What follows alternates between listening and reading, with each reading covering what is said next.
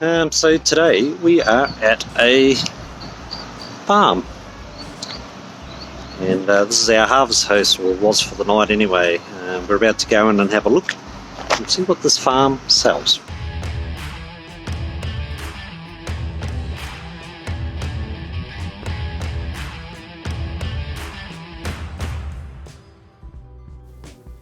G'day everybody.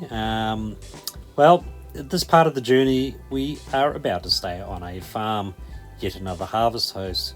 Not just any farm, a fresh fruit and veggie farm, which is very, very close to a city that was hot on Cindy's to-do list. That city was Miami. Tractor tool is plant, but it's pointless having these plants because it's not going to grow. Yeah, where are we going to put them? On the roof of the van. Maybe I should.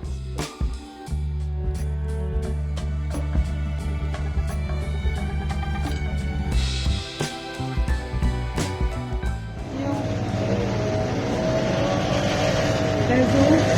Hey, I've got basil.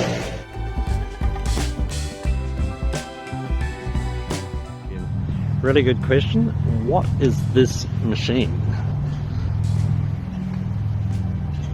If you can get the answer before I'll finish videoing this, it must be worth a prize. This is a homemade ice cream machine. Got the groceries, honey? Yep, grocery shopping done. Come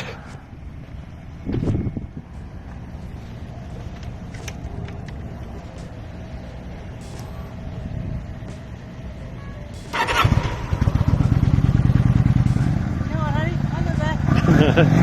I'll be your bikey bitch. A vast amount of our shopping was done off the back of the motorcycle, which restricts you a little bit to how much you can carry. Obviously, you can only fit so much in a backpack. So to be able to park our RV at the back of a fresh veggie and produce store was kind of handy. Also, the convenience of being able to stay there the night was great. It was a good little facility, friendly people, and a beautiful welcome to the Miami area.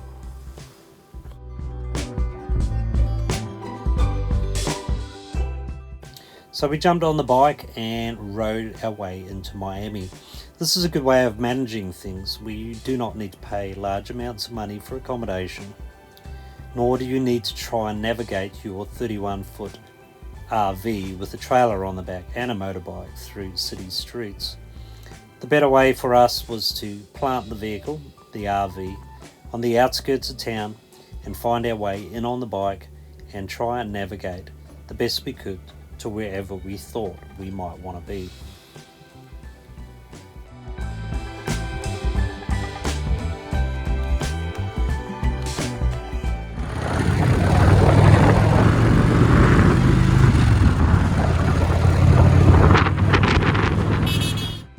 Miami for me mainly had the memories of Miami Vice, a show in the late 80s from memory. For Cindy it might have been CSI Miami. Whatever the case, it's a pretty famous town. And it is a very clean, pretty town, nice place to drive through, and the weather is pretty good.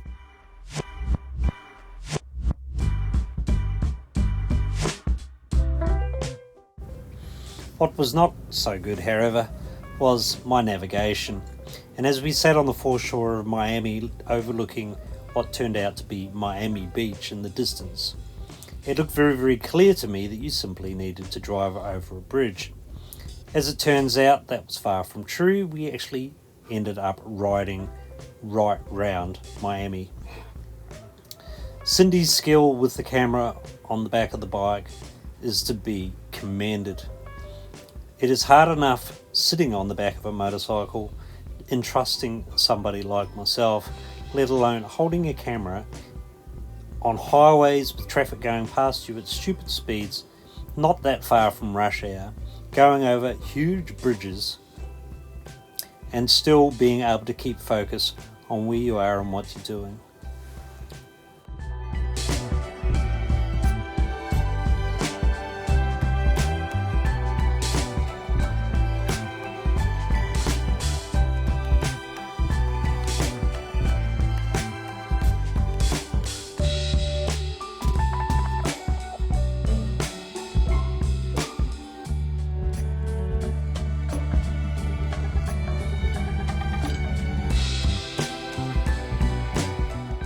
But perseverance and maybe just a little bit of courage finally got us to where we wanted to be.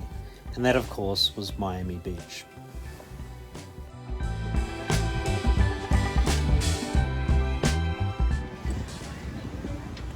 Miami. Miami on dusk. Very pretty. Isn't it? Very pretty. We love Miami. Goes a full 360. There we go. Yeah, bit of beach volleyball going on in Miami.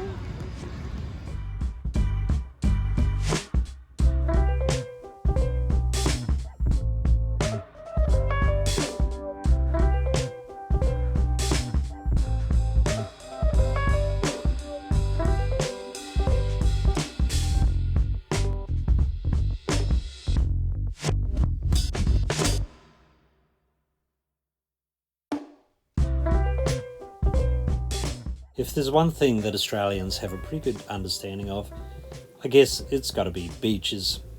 So when it comes to judging, is it a good beach or is it a bad beach, maybe we are not a bad person to talk to. This beach was a good beach. It was a great beach. It was pretty, it was laid out well, it was clean, and it even had some nightlife. And it was at this point that we realised, probably to our children's disgust, that motorcycle helmets are not required in Florida.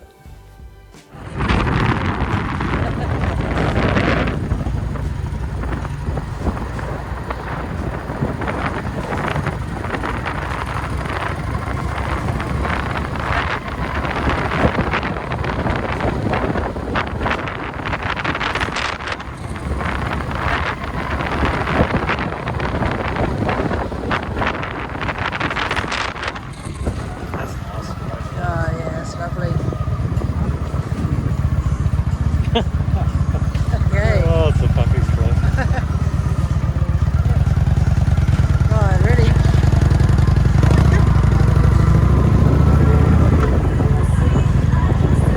Miami on Friday night.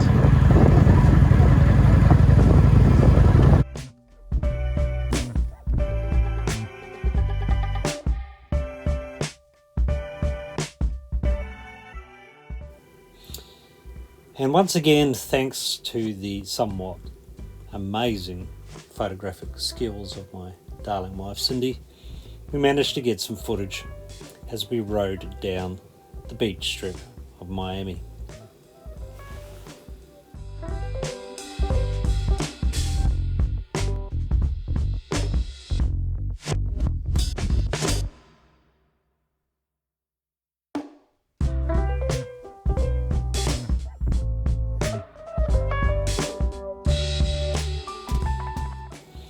And in amongst taking in the sights and enjoying what Miami Beach had to offer, we did spare a moment to think that in 10 years from now, when we look back on this trip, how cool will it be to see what we have done and achieved, and maybe just a few of those risks that we've taken.